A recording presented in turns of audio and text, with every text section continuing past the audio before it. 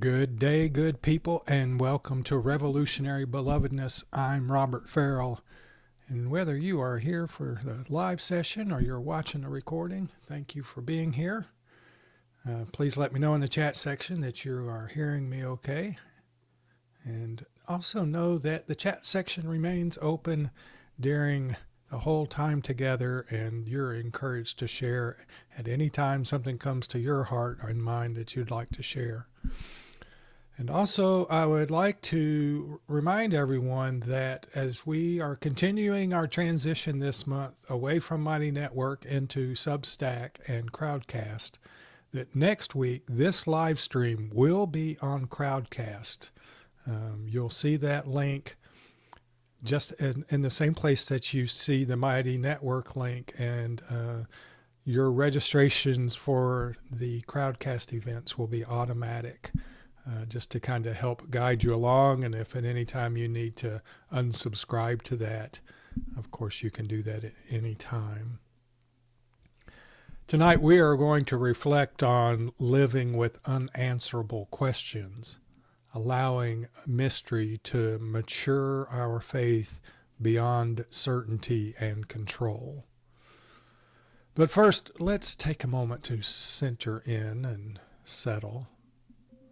Settle into the body, letting the shoulders soften and the breath find its own natural rhythm.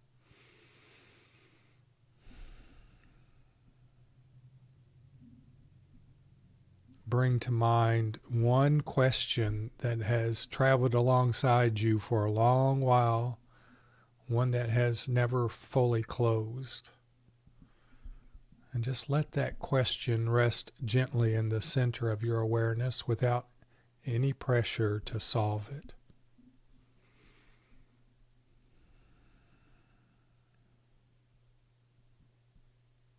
And take a moment to notice the openness that surrounds that question, spacious and unhurried.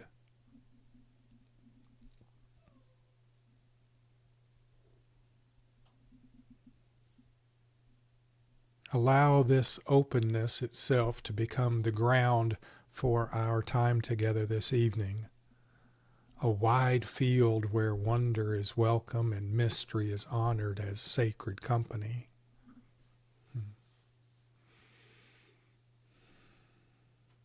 Friends, the German poet Rainer Maria Rilke wrote in his book Letters to a Young Poet back in the early 20th century this quote: "Be patient towards all that is unsolved in your heart, and try to love the questions themselves as if they were locked rooms or books written in a very foreign language.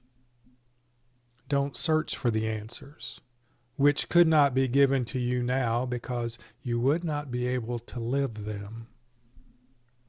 And the point is to live everything. Live the questions now. Perhaps then, someday far in the future, you will gradually, without even noticing it, live your way into the answer." End quote.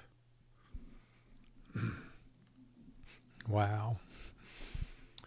Some questions arrive early in life and stay for decades, quietly waiting at the edge of every certainty a person builds.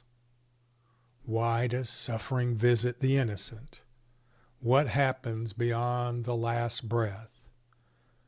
Where does love travel once a body finishes holding it?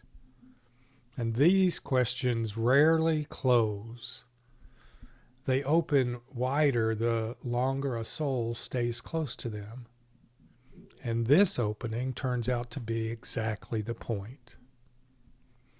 Now, Richard Rohr names this the great gift hidden inside spiritual maturity, that mystery matures faith beyond certainty and control, carrying a person past the narrow room of having answers into the spacious field of living the questions themselves. That spacious field, my friends, arrives only after certainty first learns to loosen its grip, since faith, in its early seasons, often longs for solid ground. You know, a young believer wants a map with every road marked, a theology with every edge sealed, a spiritual life that behaves like a well-built house. And this longing makes sense, since early faith feels tender and firm walls feel protective. But something remarkable happens as a person keeps walking the path with sincerity.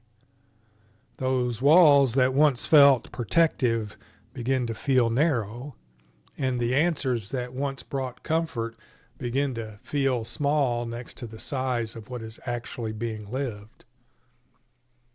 A larger room becomes necessary, one with windows alongside walls, one built to hold mystery rather than eliminate it, one where the soul finally has space to breathe. And this is where the practice of wonder becomes a companion for the journey. A smaller gate that opens onto the larger room mystery is building. Valerie Kaur describes wonder as an awe-filled openness toward what remains vast and only partly known. It's a way of meeting a person, a moment, or a mystery and saying, here is something more than what appears on the surface, something worthy of continued attention and love. A mind trained this way already knows how to stand before vastness, meeting its size rather than shrinking it down into something manageable. And this same posture becomes the doorway into living with unanswerable questions. Consider, friends, how this small practice reaches towards the largest mysteries. Valerie teaches that every person carries an inner world as vast as one's own, remaining largely unseen even in the closest relationships. And wondering about that hidden depth becomes a form of honoring rather than a requirement to comprehend it fully. The same movement applies directly to the mystery of God, to the mystery of death, to the mystery of suffering, to the mystery of grace. A soul that is practiced in wondering about people becomes quite naturally a soul capable of wondering about the sacred, carrying the same reverent patience toward divine mystery that it already extends toward a neighbor. And friends, that same reverent patience toward the sacred has a long lineage, carried for centuries by prophets and mystics who lived remarkably close to the unresolved. And their faith grew from persistent seeking rather than from possessing final answers, from what the contemplative tradition calls discernment. Discernment is the ongoing discovery of right questions rather than the static ownership of right answers. Isaiah speaks of thoughts higher than human thoughts and ways higher than human ways, offering less an explanation and more of an invitation into humility before something larger. And Jesus, when questioned again and again throughout the Gospels, frequently answers with a story, a counter question, or silence, modeling a relationship with truth that stays alive and responsive rather than settled into a formula. On some accounts, I believe they say the number is around 150 questions that Jesus has asked, and he only answers 3. And friends, this pattern echoes across the mystics of every era, who wrote less about arriving at God and more about journeying toward a horizon that keeps expanding the closer one draws near. Living with unanswerable questions, then, becomes less a failure of faith and more a faithful imitation of how the wisest teachers actually walked. And this imitation takes a practical shape. Once an unanswered question stops being treated as a wound needing immediate healing, and it grows into a companion worth walking beside. Wonder offering the gentleness that makes this possible. The question about suffering, held in this way, grows into a doorway toward deeper solidarity with every being who suffers, rather than some argument requiring a winner. The question about what follows death grows into an invitation toward reverence for the present moment, since eternity remains large enough to hold whatever comes next. And mystery, approached this way, stops functioning as an obstacle to faith and starts functioning as its very atmosphere, the spacious air that allows faith to keep breathing and growing across an entire lifetime. And this shift in atmosphere is where real freedom becomes available.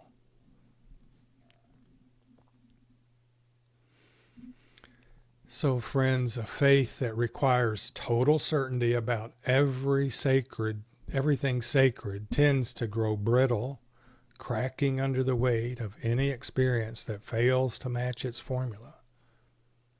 A faith comfortable inside mystery bends the way a living branch bends in the wind, absorbing the unexpected as flexibility born of trust.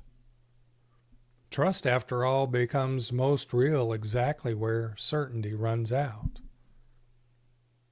Anyone can believe a fact that has already been proven. Trusting a presence larger than personal understanding while still walking forward in love and service is where genuine faith takes shape. Mystery matured into a settled and steady confidence. This settled confidence protects against the temptation to control what was always meant to remain open.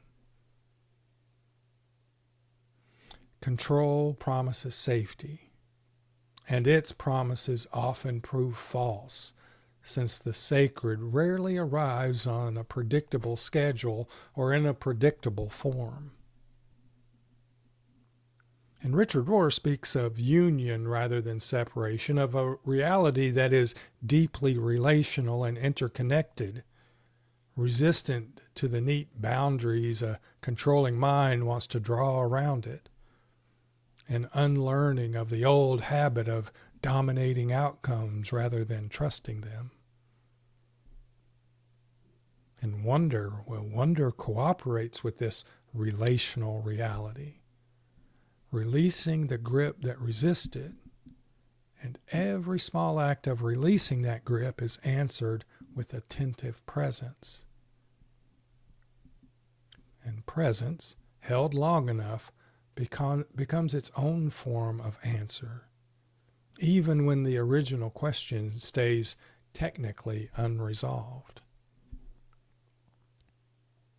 This presence carries beautifully into ordinary days. Wherever an unanswered question sits down at the table of daily life, a parent facing an unanswerable question about a child's future can hold that unknown with wonder rather than dread, staying present to what is actually here while remaining open to what is still becoming. A community grieving a loss that defies explanation can wonder together about the shape love now takes, allowing new forms of connection to emerge rather than forcing old formulas to fit fresh grief. A seeker facing doubt about long-held beliefs can treat that doubt as expansion rather than collapse, the fuller truth still arriving. And friends, each of these moments becomes sacred ground precisely because certainty has stepped aside, making room for a more spacious kind of knowing. And that spacious kind of knowing has deep roots in Franciscan wisdom, where simplicity and humility have always walked together. So, approaching mystery with empty hands rather than a fistful of demands allows the mystery to be received as it actually is. And wonder thrives in these open hands, asking for nothing to be resolved before love and attention are given. Nothing to be resolved before love and attention are given. And meaning arrives in its proper season this way, sometimes gradually, sometimes all at once, and sometimes in a form that barely resembles the original question, the empty hands proving wiser than the clenched fist ever could.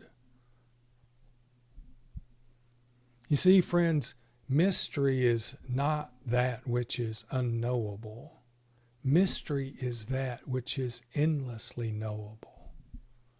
The lotus flower opening and revealing a new opening and revealing a new opening. And all we have to do is look on it with patient wonder until it is revealed. Friends, living with unanswerable questions, held inside the practice of wonder, becomes an entire way of being rather than a temporary phase to move through on the way toward some final certainty. Each unresolved question becomes a companion for the road. Each moment of still becoming clear becomes an invitation into deeper reverence. And faith matured this way grows wide enough to hold paradox, deep enough to hold grief, and light enough to hold joy, leaving every loose thread free to remain gently untied.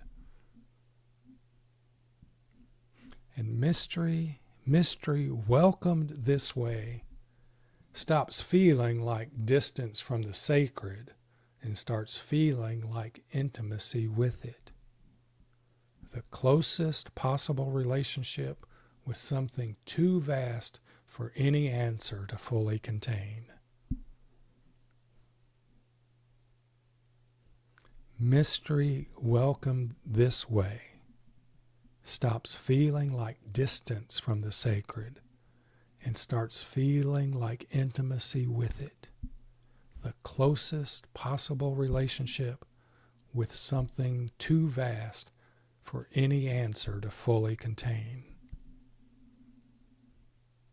The invitation then is gentle and ongoing. Every unanswered question already carries an unopened gift inside it, waiting for wonder to unwrap it slowly, one gaze, one breath, one season at a time. Certainty offers a small, tidy room. Mystery offers an entire sky.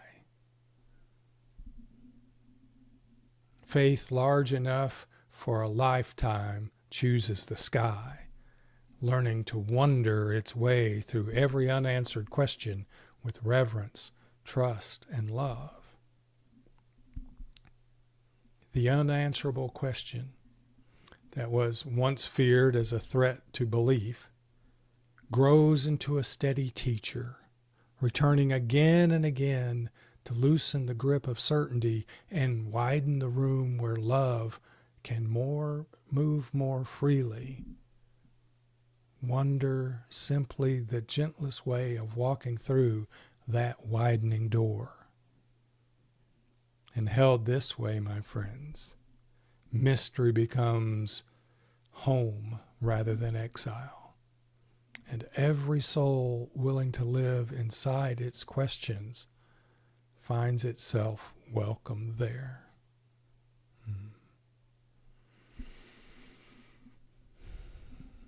Take a deep breath. Let us share a few minutes of silence to rest in this mystery before we move on.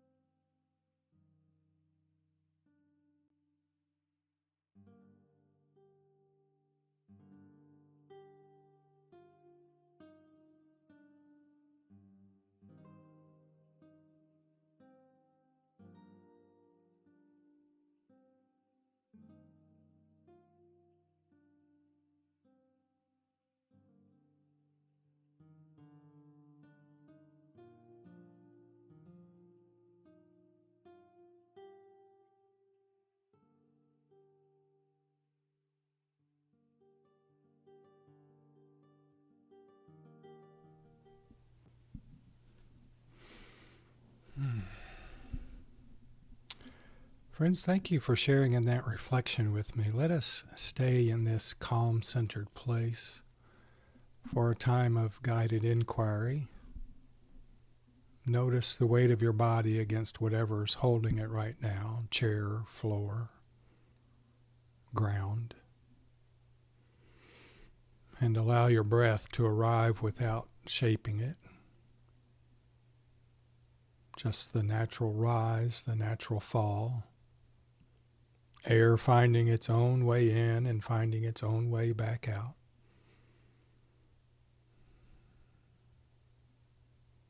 Somewhere in the chest, or maybe lower, there may be a question resting. Not a problem to solve. A question that has lived here for a while, unresolved. Familiar as an old ache or an old friend. Let your shoulders soften around it. And just notice, simply notice where you feel that question sitting in your body. Some questions live high near the throat. Some live low in the belly. Some live in the knees. Where does this one live for you now?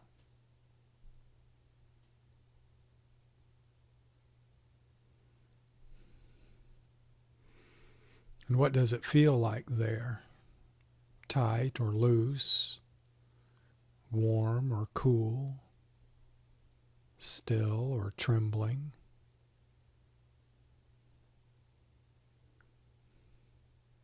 There is room here for it to simply exist without demand, without deadline.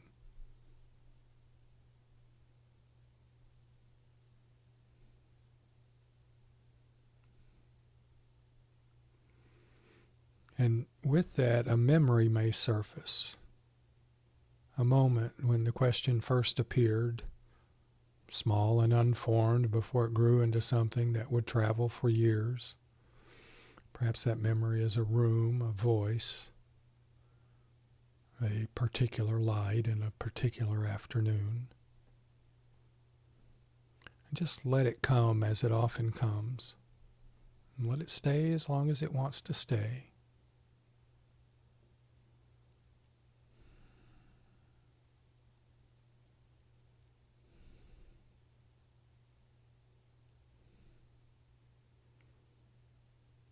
Perhaps there is a person connected to this question. Someone who asked it first. Someone who could never answer it either. Someone whose face appears now without invitation. And let that face stay too if it wants to.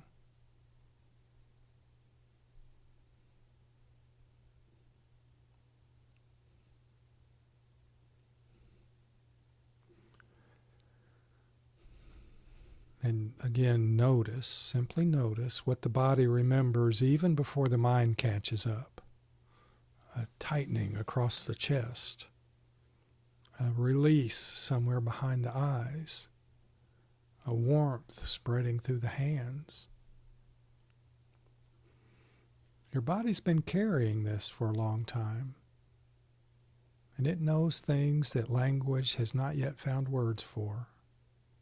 So don't try to find words for it now. Just breathe into that place that holds the question. Not to push it away, just to keep it company.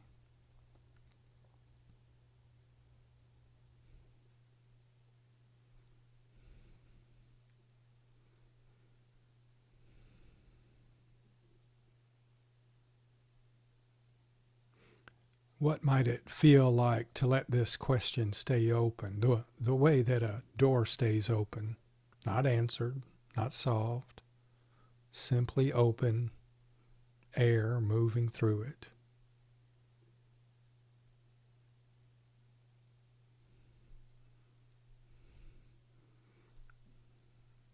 And what happens inside you when certainty is no longer required? Does something loosen? Maybe something else tightens in response. There's no correct feeling here. There is only what is actually present.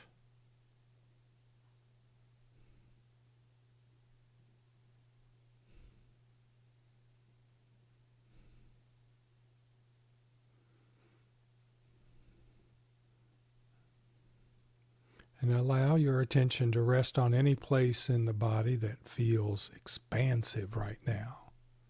Even a small place, even a fingertip. Even if the space just behind the sternum. Expansion can begin that small.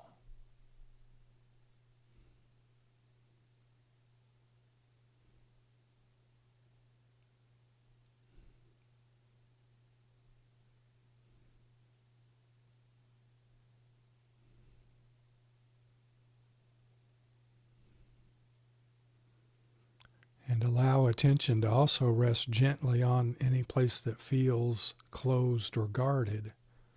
No need to change it.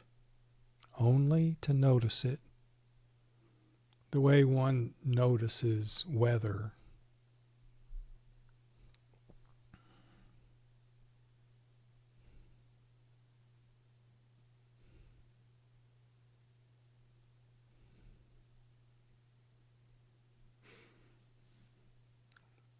What would it be like to let this particular unanswered question become a companion for the road ahead rather than a problem waiting outside the door. What might shift in the body at the thought of walking beside it instead of wrestling it to the ground?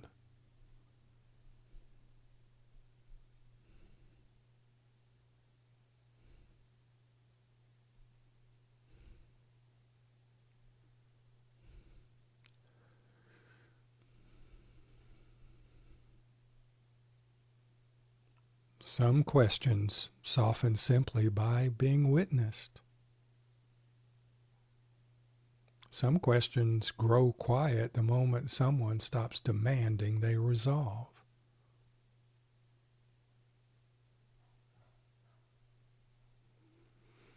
So, what might this question need? Not an answer, but a form of tending, patience, curiosity, a willingness to stay close without forcing anything toward a conclusion.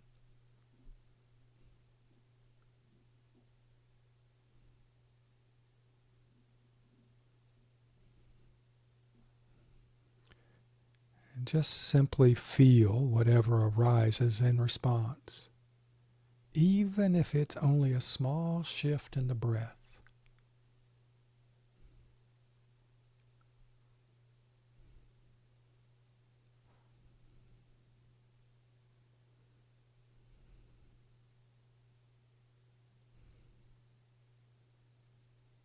Let that question settle back into its resting place, wherever that is. It can stay there peacefully.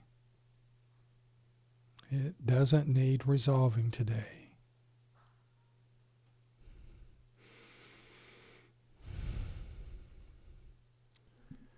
And breathing in this open question. Breathing out this open heart. Just simply rest with that in the silence for a few minutes. Breathing in this open question. Breathing out this open heart.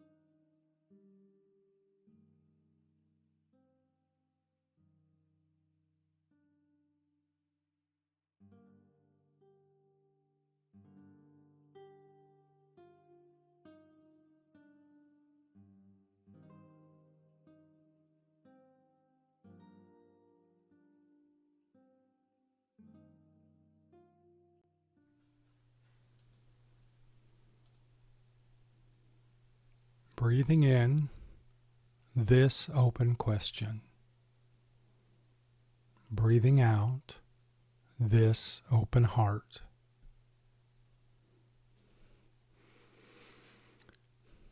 Slowly let your awareness widen. Feel the weight of your body again, fuller, resting against the chair or the floor or the ground. Notice the sounds of the room you're in, the light against closed or open eyes. Notice the simple fact of being here, present, breathing.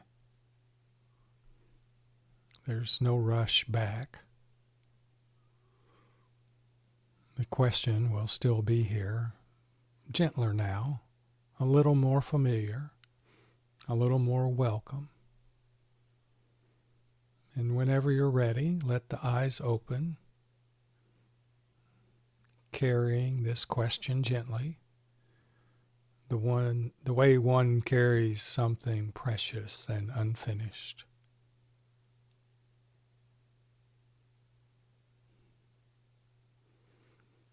And may this time hold enough spaciousness for every question still finding its way toward becoming whole.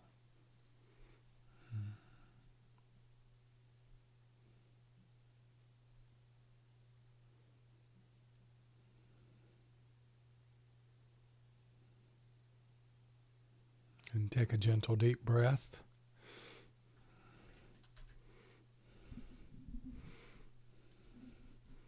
As we come near to the end of our time this evening, I'd like to share with you 4 questions that you can carry with you however you like. This is just a way of extending the dialogue around our session tonight. They will be available on the replay page, so you can revisit them there. First, what unanswered question has traveled with you the longest, and what has it taught you simply by staying open? Next, where in life does certainty feel most necessary, and where does mystery feel more welcome?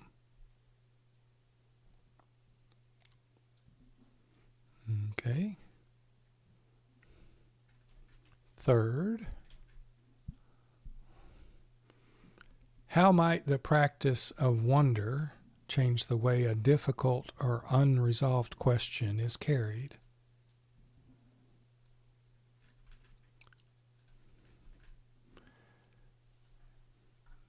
And next, what becomes possible in a community when its members allow questions to remain open together rather than rushing toward shared answers?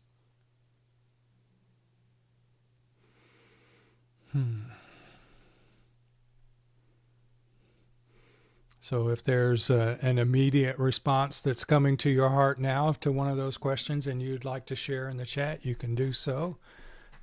I'll let you take time to do that. While again, I remind you that we are so grateful for whether you are watching this in the live session or in the recording.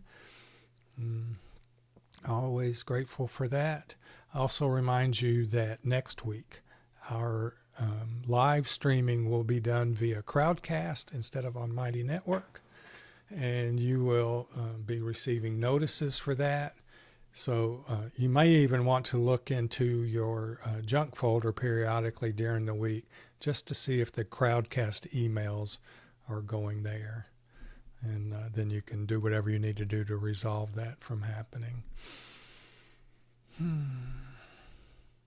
And I would also like to let you know, if you haven't seen the event notice on the Mighty Network, beginning tomorrow morning at 7 a.m. Central, 8 Eastern, we are offering a time to come together for centering prayer. It will be a time period of no more than 30 minutes. My friend Adam Lutke from Contemplate Lincoln and myself will be hosting that. We will take somewhere around 5 minutes to do an opening reflection. We'll have 20 minutes time for centering prayer, and then another 5 minutes or so for closing words. So I hope you'll join us. We're going to attempt to do this every morning. You can go to the Mighty Network and find the Zoom link for that. And, if you just pop in and want to try it once or twice, you can do that, or become a steady visitor and just be present with us. And also, you don't have to necessarily do centering prayer. If you have another way of meditating in that 20 minutes time, you can do that as well. So friends, thank you all so much for being here. I look forward to seeing you again soon. Blessings to all, and have a wonderful evening.